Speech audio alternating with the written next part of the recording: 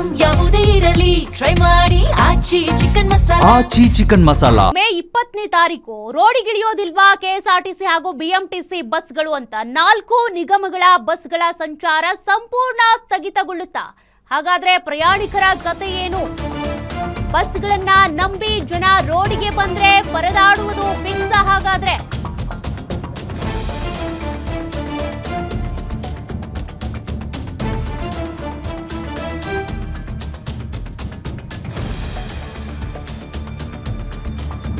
ನೋಡಿ, ವಿವಿಧ ಬೇಡಿಕೆಗಳ ಈಡೇರಿಕೆಗೆ ಆಗ್ರಹಿಸಿ ಅಂತ ಸಾರಿಗೆ ನೌಕರರ ಮುಷ್ಕರ ಫಿಕ್ಸ್ ಎನ್ನಲಾಗ್ತಾ ಇದೆ. ಮೇ 20ನೇ ತಾರೀಕಿನಿಂದ ಅನಿರ್ದಿಷ್ಟಾವಧಿ ಮುಷ್ಕರಕ್ಕೆ ಸಾರಿಗೆ ನೌಕರರು ಈಗಾಗಲೇ ಕರೆ ಕೊಟ್ಟಿದ್ದಾರೆ.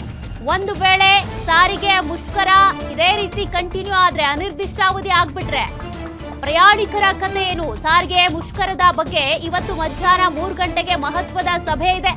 ಬನ್ನೇರುಘಟ್ಟದ ಕಾರ್ಮಿಕ ಭವನದಲ್ಲಿ ಈ ಮೀಟಿಂಗ್ ನಡೆಯುತ್ತೆ. ಸಾರಿಗೆ ನೌಕರರ ಜಂಟಿ ಕ್ರಿಯಾ ಸಮಿತಿ ಜೊತೆ ಸಂಧಾನ ಸಭೆ. ನೌಕರರ ಬೇಡಿಕೆ ಈಡೇರಿಸುವ ನಿಟ್ಟಿನಲ್ಲಿ ಸಭೆ ನಡೆಯುತ್ತೆ. ಆ ಸಂಧಾನ ಸಭೆ ಸಕ್ಸಸ್ ಆದ್ರೆ ಪ್ರಯಾಣಿಕರಿಗೆ ಯಾವುದೇ ತೊಂದರೆ ಇಲ್ಲ. ಒಂದು ವೇಳೆ ಸಾರಿಗೆ ನೌಕರರು ಈ ಸಂಧಾನ ಸಭೆಗೆ ಒಪ್ಪದೇ ಇದ್ರೆ, ಸಭೆಯಲ್ಲಿ ಅವ್ರು ನಮ್ಮ ಬೇಡಿಕೆಗಳನ್ನ ಈಡೇರಿಸಿಲ್ಲ ಅನ್ನುವಂತ ಕಾರಣಕ್ಕೆ ಮುಷ್ಕರ ಮಾಡ್ತೀವಿ ಅಂತ ಮುಂದಾಗಿದ್ದಾದ್ರೆ ಪ್ರಯಾಣಿಕರು ಪರದಾಡುವಂತ ಪರಿಸ್ಥಿತಿ ಫಿಕ್ಸ್ ಅಂತ 38 ತಿಂಗಳ ಹಿಂಬಾಕಿ ವೇತನಕ್ಕಾಗಿ ಆಗ್ರಹಿಸಿದ್ದಾರೆ ಸಾರಿಗೆ ನೌಕರರು. ಇನ್ನು ಕೊಟ್ಟಿಲ್ಲ ಅಂತ. ಇನ್ನು ಜನವರಿ 2024ರಿಂದ ವೇತನ ಪರಿಷ್ಕರಣೆಗೂ ಕೂಡ ಪಟ್ಟು ಹಿಡಿದಿದ್ದಾರೆ. ಅವರ ಈ ಎಲ್ಲಾ ಬೇಡಿಕೆಗಳನ್ನ ಸರ್ಕಾರ ಈಡೇರಿಸಿದ್ದೇ ಆದ್ರೆ ಮುಷ್ಕರ ಇರೋದಿಲ್ಲ.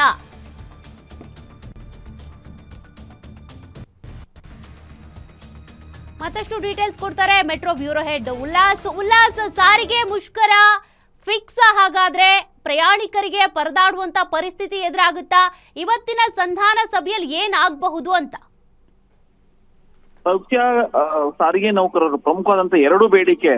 ನಮ್ಗೆ 38 ತಿಂಗಳ ಅರಿಯರ್ಸ್ ಬರಬೇಕು, ಹಾಗೇನೆ 1/1/2024ರಿಂದ ವೇತನ ಪರಿಷ್ಕರಣೆ ಆಗ್ಬೇಕು ಅಂತ ಹೇಳಿ. ಆದ್ರೆ ಸರ್ಕಾರ ಈ ವಿಚಾರದಲ್ಲಿ ಸಾಕಷ್ಟು ವಿಳಂಬವನ್ನ ಮಾಡ್ತಾ ಇದೆ. ಜೊತೆಗೆ ಒಂದಷ್ಟು ನಿರ್ಧಾರಗಳನ್ನ ಕೈಗೊಂಡಿದೆ. 11 ತಿಂಗಳ ಹಿಂಬಾಕಿ ವೇತನ ಬಿಡುಗಡೆ ಮಾಡಿದೆ. ಅದು ಕೂಡ ಜೂನ್ 2025ರಿಂದ ಜಾರಿಗೆ ಬರುವಂತೆ ಹಿಂಬಾಕಿ ವೇತನ ಬಿಡುಗಡೆ ಮಾಡಿದೆ ಅನ್ನುವಂಥದ್ದು. ಮತ್ತೆ ವೇತನ ಪರಿಷ್ಕರಣೆ 25% ಕೇಳಿದ್ವಿ, ಆದ್ರೆ 12.5% ಮಾಡಿದೆ ಅಂತ ಹೇಳಿ ಏಕಪಕ್ಷೀಯ ನಿರ್ಧಾರ ಕೈಗೊಂಡಿದೆ. ಸೊ ಹಾಗಾಗಿ ನಾವು 20ನೇ ತಾರೀಕೇನು ಮುಷ್ಕರಕ್ಕೆ ಕರೆ ಕೊಟ್ಟಿದ್ದೀವಿ, ಅದರಿಂದ ಹಿಂದೆ ಸರಿಯುವಂತಹ ಮಾತೇ ಇಲ್ಲ ಅನ್ನುವಂತಹ ಒಂದು ಪಟ್ಟನ್ನ ಹಿಡಿದಿದ್ರು. ಸೊ ಇದ್ರ ಬೆನ್ನಲ್ಲೇನೆ ಕಾರ್ಮಿಕ ಇಲಾಖೆ ಒಂದು ಸಂಧಾನ ಸಭೆಯನ್ನ ನಡೆಸುವಂತಹ ಕೆಲಸಕ್ಕೆ ಮುಂದಾಗಿದೆ. ಪ್ರತಿ ಬಾರಿನೂ ಕೂಡ ಸಾರಿಗೆ ನೌಕರರು ಮುಷ್ಕರವನ್ನ ಮಾಡ್ತಾರೆ ಅಂತಂದ್ರೆ ಸರ್ಕಾರದ ಪರವಾಗಿ ಕಾರ್ಮಿಕ ಇಲಾಖೆ ಆಯುಕ್ತರು ಒಂದು ಸಂಧಾನ ಸಭೆಯನ್ನ, ಯಾರು ಮುಷ್ಕರ ನಿರತರಿದ್ದಾರೆ, ಕೇವಲ ಕೆಎಸ್ಆರ್ಟಿಸಿ ಬಿಎಂಟಿಸಿ ಅಂತಲ್ಲ, ಯಾವುದೇ ದೊಡ್ಡ ಮಟ್ಟದ ಸಂಘಟನೆಗಳು ಪ್ರತಿಭಟನೆಯನ್ನ ಮಾಡ್ತಾರೆ ಅಂತಂದ್ರೆ ಸರ್ಕಾರದ ಪರವಾಗಿ ಸಂಧಾನ ಸಭೆಯನ್ನ ಮಾಡಿಸುವಂತ ಕೆಲಸಕ್ಕೆ ಕಾರ್ಮಿಕ ಇಲಾಖೆ ಮುಂದಾಗುತ್ತೆ. ಸೊ ಈ ಬಾರಿನೂ ಕೂಡ ಕಾರ್ಮಿಕ ಇಲಾಖೆ ಮುಷ್ಕರ ನಿರತರ ಜೊತೆಗೆ ಒಂದು ಸಂಧಾನ ಸಭೆಯನ್ನ ಮಾಡ್ಬೇಕು ಅನ್ನುವಂತ ಒಂದು ತೀರ್ಮಾನಕ್ಕೆ ಬಂದಿದೆ. ಸೊ ಮಧ್ಯಾಹ್ನ 3 ಗಂಟೆಗೆ ಸಭೆ ನಿಗದಿಯಾಗಿದೆ. ಒಂದು ವೇಳೆ ಆ ಒಂದು ಸಭೆಯಲ್ಲಿ ಸಾರಿಗೆ ನೌಕರರು ತಮ್ಮ ಪಟ್ಟನ್ನ ಸಡಿಲಿಲ್ಲ ಅಂತಂದ್ರೆ ಮುಷ್ಕರ ಆಗೋದು ಫಿಕ್ಸ್ ಅನ್ನುವಂಥದ್ದು. ಯಾಕೆಂತಂದ್ರೆ ಸರ್ಕಾರ ಈಗಾಗಲೇ 7 ಸುತ್ತಿನ ಸಭೆಯನ್ನ ನಡೆಸಿದೆ, ಅಲ್ಲೂ ಕೂಡ ತಮ್ಮ ಪಟ್ಟನ್ನ ನೌಕರರು ಬಿಟ್ಟಿಲ್ಲ.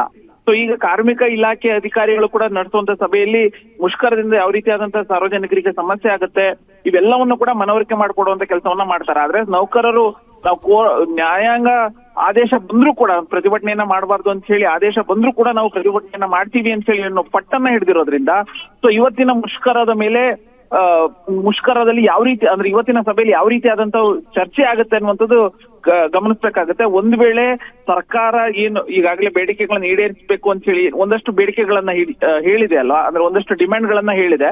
ಸೊ ಅದನ್ನೇ ಏನಾದ್ರೂ ಸಹ ಕಾರ್ಮಿಕ ಇಲಾಖೆ ಆಯುಕ್ತರು ಹೇಳಿದ್ದೆ ಆದ್ರೆ ಸಂಧಾನ ಸಭೆ ವಿಫಲ ಆಗುವಂತ ಸಾಧ್ಯತೆಗಳಿದ್ದಾವೆ. ಮತ್ತೆ 20ನೇ ತಾರೀಕಿಂದ ಮುಷ್ಕರಕ್ಕೆ ಏನ್ ಕರೆ ಕೊಟ್ಟಿದ್ದಾರೆ ನೌಕರರು, ಅದು ಮಾಡಿಯೇ ಸಿದ್ಧ ಅನ್ನುವಂತ ಒಂದು ಪಟ್ಟಣ ಈಗ ಹಿಡಿದಿದ್ದಾರೆ. ಸೊ 3 ಗಂಟೆಗೆ ಯಾವ ರೀತಿ ಆದಂತ ತೀರ್ಮಾನ ಆಗುತ್ತೆ ಅನ್ನುವಂಥದ್ದನ್ನ ಕಾದ್ ನೋಡ್ಬೇಕು. ಸೌಖ್ಯ. Okay, thank you Ullas ಡೀಟೇಲ್ಸ್ಗೆ.